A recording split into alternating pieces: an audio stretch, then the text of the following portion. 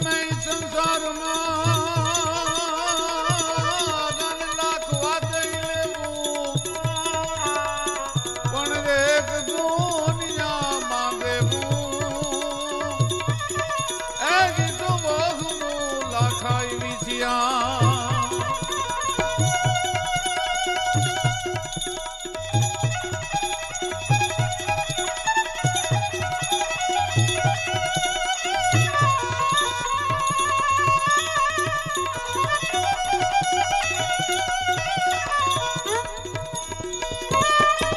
પણ દેવું મરવું અને મારવું વળી દિલવી ખગારી જટ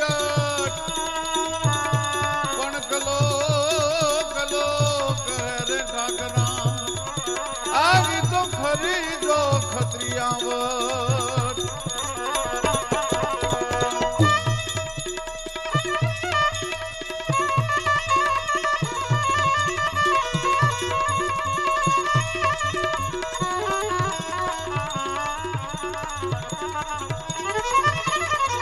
પ્રાણા પાવાનું ગુણ ગાવાનું ખવડાવીને ખાવાનું ઘોડે ચડવાનું મોજે જાનું ખવડાવીને ગાવાનું કૃષ્ણવીરતાનું પ્રભુ કૃપાનું વીર જવાનું મહારથી વિધવા ધનવા પરવાનું રણ ચડવાનું ન્યાના મરદોનું કામ નથી રે ન્યાના મરદોનું કામ નથી. નાનકડો પ્રસંગ છે. દાતાર માણસો કેવા હશે? જેમ સૌરાષ્ટ્રના અનેક પ્રાંત છે, જેમ નાઘેર છે, જેમ હાલાર છે, જેમ કાઠિયાવાડ છે, જેમ ગોહિલવાડ છે, જેમ ઝાલાવાડ છે, એમ ભાલ નામનો એક નાનકડો પ્રદેશ છે. એક બાજુ બરવાળા, એક બાજુ વલભીપુર, એક બાજુ ધોલેરા અને એક બાજુ ધંધુકા. આ બધાય ગામની વચ્ચેલો આવેલો એક પ્રદેશ એને ભાલ કહેવાય છે, જે ધરતીમાં મારો જન્મ થયો છે. રહું છું તો હું ભાવનગર, પણ ભાલનું વાતારિયા એ મારું મૂળ ગામ છે. એનો ભાલની ધરતીનો નાનકડો એવો પ્રસંગ. દેવાવાળા માણસો કેવા હોય! ભાલની ગાંફની ગાદીએ 52 ગામ ચોરાસમાં દરબારોના અને ગાંફની ગાદીએ તે દિવસે રાજસિંહજી મહારાજના તખત શોભે. મહારાજ રાજસિંહજી ગાદીએ, પણ બહુ ઉદાર માણસ. દીમાં 3 વાર મોજના તોરા છૂટે ભાઈ રાજસિંહજીને. ગાદી તો ધંધુકા હતી, પણ ધંધુકામાં પાયો રાજમહેલનો નાખતી વખતે ઘંટીનું પૈડું નીકળ્યું. એટલે શાસ્ત્રવાળા જાણવાવાળા માણસોએ કીધું કે અહીંયા તો રાજ દળાઈ જાય, એટલે આપણે અહીંયા ન ઘંટીનું પૈડું નીકળ્યું, અહીંયા ન આપણે રાજ સ્થપાય. ગોરાસુમાં ગાદી કરી, પણ ગોરાસુમાં બરાબર ફાવ્યું નહીં, એટલે પછી ગાંફમાં ગાદી સ્થાપી. ગાંફ નામનું ગામ. રાયસિંહજી ગાદીને તપે છે, ઉદાર માણસ. એમાં અમદાવાદનો જૈનોનો સંઘ છે, એ પગપાળા જાય છે અને ભાદર નદીની માલપા જ્યાં ઉતર્યા, પણ ત્યાં તો લૂંટારો આડા ફર્યા ને હાકલા પડકારા થયા ને સંઘને લૂંટવા માંડ્યા. એ લૂંટતા લૂંટતા લૂંટતા બધાને લૂંટી લીધા, પણ એક જુવાન દીકરી વાણિયાની છે ને એના પગની માલપા ઝાંઝર પહેરેલું છે, ઝાંઝર નીકળતું નથી ને સોનાનો તોડો છે, તોડો નીકળતો નથી. લૂંટારા કે છે કે કેમ હવે લૂંટતા વાર લગાડો છો? કાઢી લો ઝાંઝર, કાઢી લો સોનાનો તોડો દીકરીના પગમાંથી. પણ કે એનો પેજ નથી ખુલતો. તો કે પગ કાપી નાખો.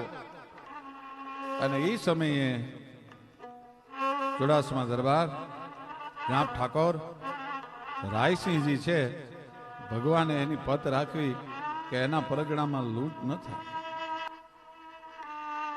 એટલે વસેરાની માથે સવારી કરી અને પગની નીચે તલવારને દબાવી અને પોતે વે આવે છે. લૂંટારાના હાકલા પડકારા સાંભળે છે અને દીકરીનો પગ કાપી નાખો એ ખબર પડી ને એ બાજુ ઘોડાને દોડાયો, વછેરાને દોડાયો. પણ વછેરાએ દોડ દીધી અને દીકરીએ આવતા રાયસિંહજીને જોયા પણ ઓળખી ગઈ. ગડખડે નગારા, ઘોર ગાડા ચડે જળહળે દુશ્મનો ના અંગારા. તેથી વાર કરજો ધણી, કોઈ હોતો ધણી, પ્રજાના સૂરનો થાય ભેટો. ઈ કાળજા વેર તો હાથ જ્યાં હા ભલે, પછી કેમ બેસી રહે ક્ષત્રિય બેટો. ગડહડે નગારા દોડ દાળા દરે અને ગડખડે દુશ્મનોના નગારા, સળગતા ગામડા ઘોર ધાડા ચળે જળહળે નાળ મોઢે અંગારા. તેથી વાર કરજો ધણી, કોઈ હોતો ધણી, એવો પ્રજાના સૂરનો થાય ભેટો. પછી કારજા વેલ તો સાદજા સાંભળે, કેમ બેસી રહે ક્ષત્રિય બેટો. આવું છું બેટા મુંજાઈશમાં અને લૂંટારાને હાકલ કરી ખબરદાર થાજો માટી. પણ ગાંફ રાયસિંહજી આવે છે ખબર પડી, લૂંટારા ભાગવા માંડ્યા. એ બાપુ, બાપુ આ લૂંટારા મારો પગ કાપી નાખશે, બાપુ મને બચાવી લ્યો. દીકરી હાકલા કરે છે, બાપુ બાપુ મને બચાવી લ્યો. દીકરી રોવે છે મુંજાઈશમાં, બાપ હું આવી ગયો છું. લૂંટનો માલ પડતો મૂકીને લૂંટારા ભાગી ગયા. ગાંફ રાયસિંહજીએ ભાદર વળોટાવી અને પોતાના સીમાડા વળોટવા સુધી વળાવ્યા અને મોકલ્યા. એ વાતને પૂરી થઈ. પણ ઉદાર માણસ મન દે તો માયા દે, નકર મનને માર. મન મોટું અને માયા નહીં, એવા બબે ધક્કા ન માર. હે પ્રભુ, માણસને જો મોટું મન દે ને તો એને માયા દેજે. દુકાળ પડ્યો અને દેતા દેતા આ રાયસિંહજીની માથે લેણું થઈ ગયું. વેપારીઓએ ગાંફની માથે જપ્તી બેહારી અને રાયસિંહજીને મહિને 2000 રૂપિયા જીવાઈને આપવામાં આવતા. પછી તો એટલા બધા ઉદાર હતા કે માઢ મેળીની માથે બાપુ માઢ મેળીથી નીચે ન જાય, કોઈને મળે નહીં, એવી તકેદારી માણસો દ્વારા રાખવા માંડાણી. ક્યાં સુધી લેણું કરશે બાપુ? લેણું કરી કરીને ક્યાં સુધી આપશે? વિચાર કરજો, કેવા મહાપુરુષો, કેવા મહાન માણસો આ ધરતીમાં જન્મ્યા હશે. કેવા મહાપુરુષો, કેવા મહાન માણસો આ ધરતીમાં જન્મ્યા હશે. એ વખતે ગામમાં રાયસિંહજી અને ચેર નામનું ગામ છે, ત્યાં પાતા બાપુ ની હુકુમત હતી.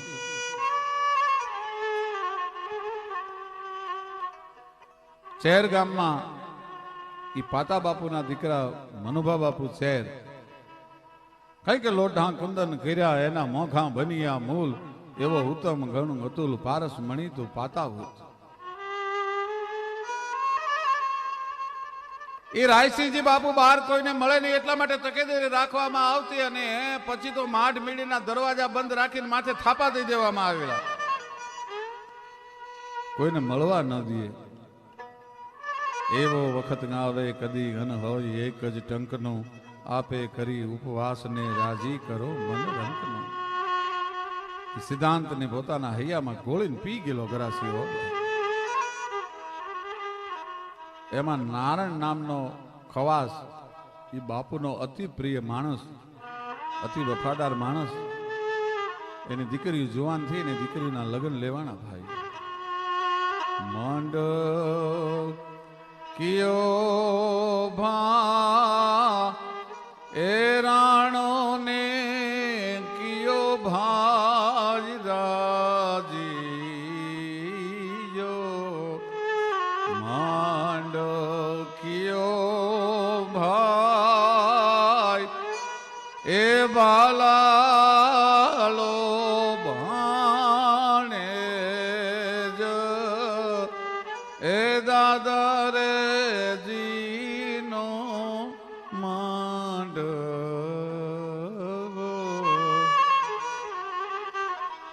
માંડવડે રે કઈ ધાલો ને બાજોઠી કે ફરતી ને લો ને કંકવ.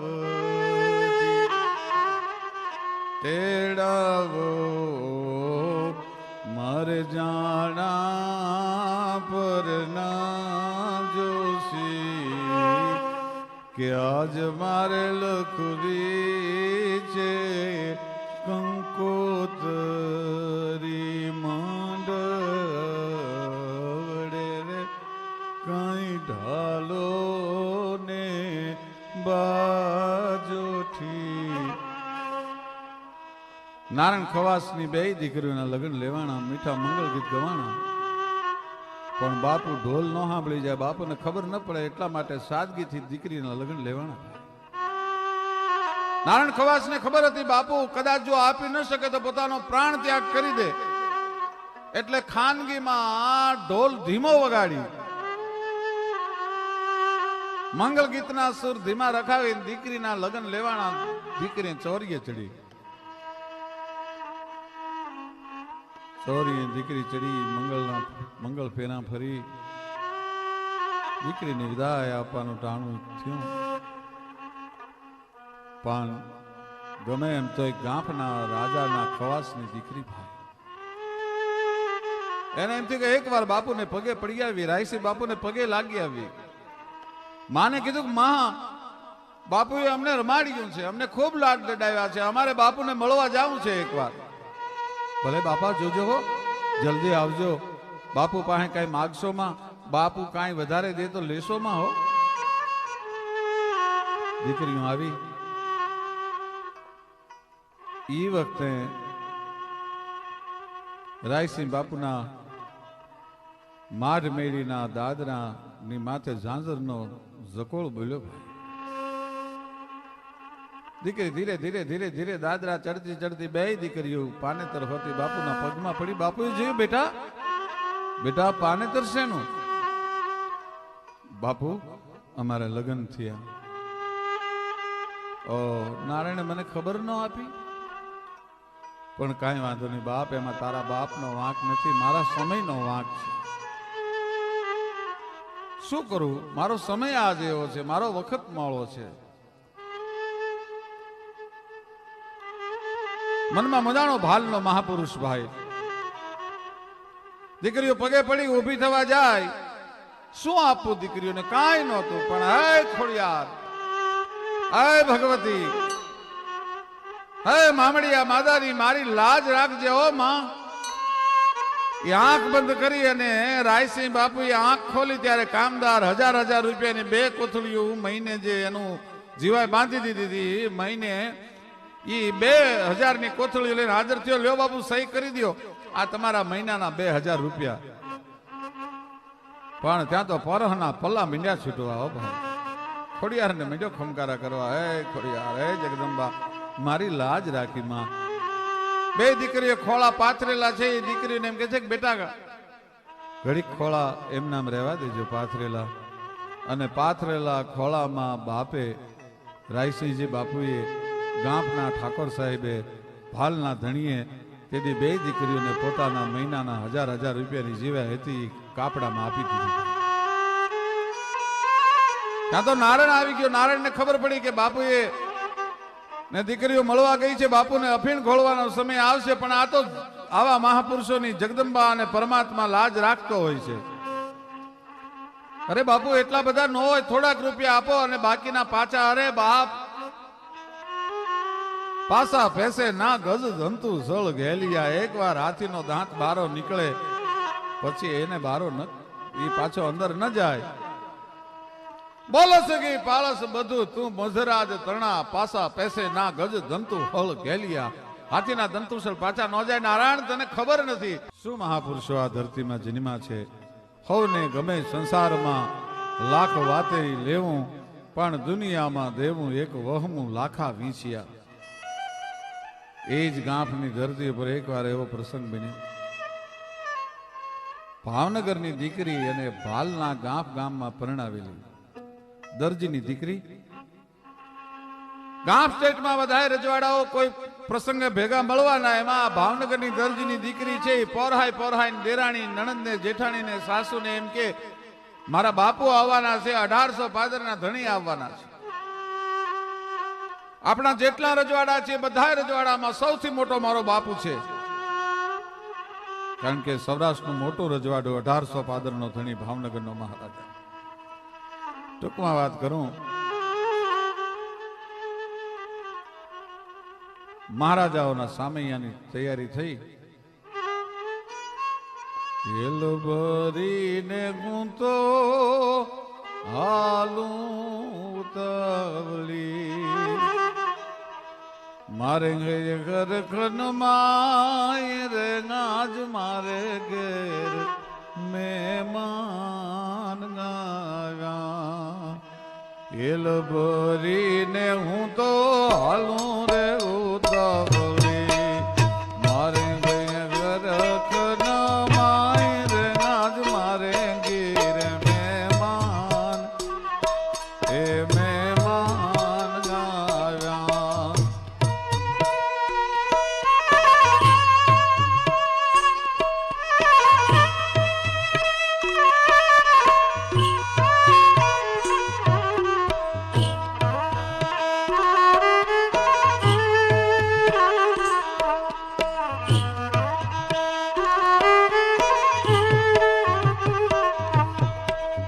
મહેમાન આવ્યા તો ભલે ને આવ્યા, મહેમાન આવ્યા તો ભલે ને આવ્યા, એની સુરે કરું હું મેજમાની, આજ માર ઘેર મહેમાન આવ્યા.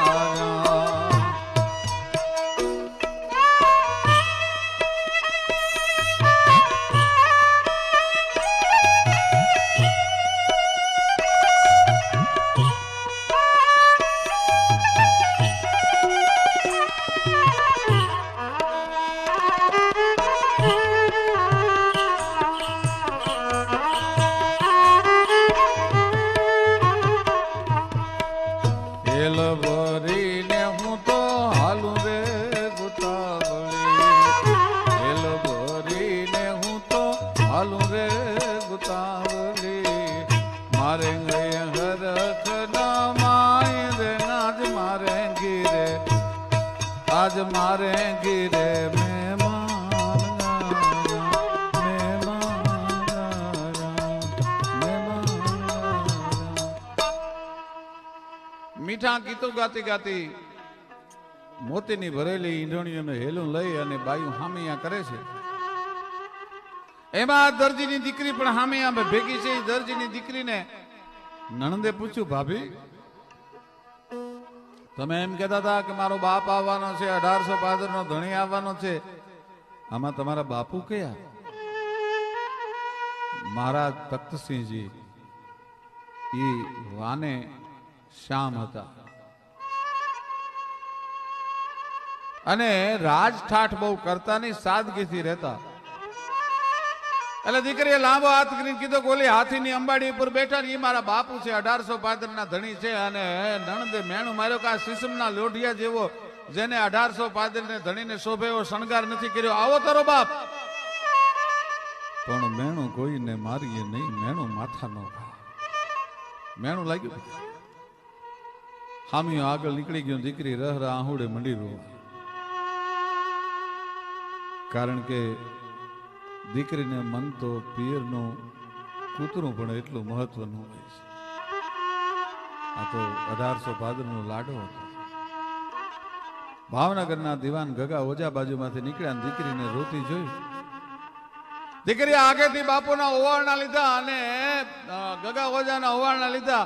અરે દીકરા, ભાવનગરની દીકરી છો? તો કે હા બાપુ. કેમ રોજ મારા બાપ? કોઈ હારા પક્ષમાં તને મેણા મારે છે, તને કંદડે છે, તારો ધણી તને હેરાન કરે છે, તને નણંદુ દુઃખ આપે છે? ના બાપુ, એવું કાંઈ નથી. પણ આપણા બાપુએ 1800 પાદરના ધણીને શોભે એવો ઠાઠ નથી કર્યો ને, એટલે મારી નણંદુએ મેણા માર્યા. કાંઈ વાંધો નહીં બાપ, સવારમાં બાપુને તું સલામે આવજે, તારી નણંદુને જેઠાણીને બધાને ભેળેલી જો બાપુ એને સજા ન કરતા. અરે બાપ, ભાવનગર રાજ કોઈ દી કઈ સજા કરે?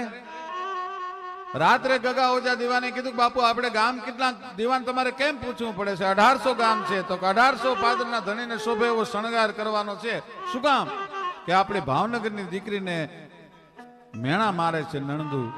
તમે 1800 પાદરના ધણીને શોભે એવો રાજઠાટ નથી કર્યો ને એટલે કે દીવાનજી 18 શેર હોનાના ઘરેણા તૈયાર કરાવો. રાત્રે 18 શેર હોનાના ઘરેણા તૈયાર થયા. સવારમાં દીકરી પગે લાગવા બાપુને દેરાણી જેઠાણી ભેળી આવીને ખોળો પાથરીને પગે લાગી. તેથી 1800 પાદરનો ધણી ઉભો થયો અને દીકરીને એટલું કીધું કે તું ભાવનગરની દીકરી મારી દીકરી કહેવા બાપ. તું જે દિવસે હારે આવીને તેથી મારે તને કરિયાવરમાં કાંઈ દેવાનું નથી. અને પોતાના અંગ ઉપરથી 18 શેર હોનાના ઘરેણા દીકરીના ખોળામાં નાખી દીધા. આનું નામ દીધું કહેવાય. અને એટલે લોક સાહિત્યનો દુહો એમ કે